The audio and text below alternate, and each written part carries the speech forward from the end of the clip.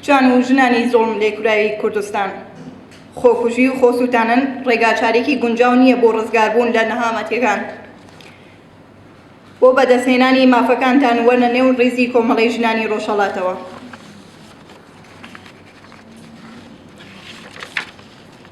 لەم بەشە لە بەرنامەکەمان هاوڕێشەیدا مستەفا شێعرێکتان پێشکەش دەکات. هاوڕێشەیدا فەرموو.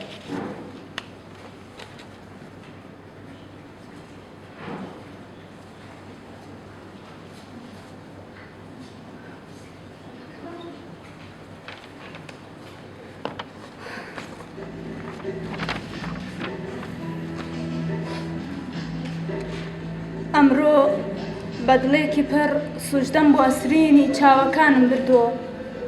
دەمهەوێ غەمگینترین ڕستە لە ئازاری ژنێک بنووسم. لێرە ڕەش و سپی وێنەگری ژنە و لە نیگاری تابلۆکەوە ژوورێک هەیە تاریک و بێڕوح. ژنێک بە لیباسی گوڵبەهێوە ڕاوەستاوە و سەری بە قولینجکی پەنجەرەکەوە هەڵپەساردووە و چاوەکانی دیارێکی نادیار دەبڕن. بەدەستەکانی خۆی لە باوەش گرتۆ و لێوەکانی بە بێدەنگی واژەیەک زریوە دەکەن. قژەکانی هەموو نووسراون، بەڵام پلانکارتێکی قەدەغا لەسەریان چەسپاوە و دەڵێت مەرز هەر ئێوە دەناسێت.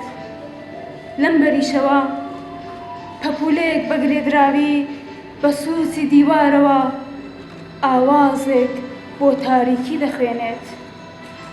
ئێرە چوار کولینسکێکی داخراوەیە، مرزێکی نەبراوەیە، خەتێکی پانەکراوەیە.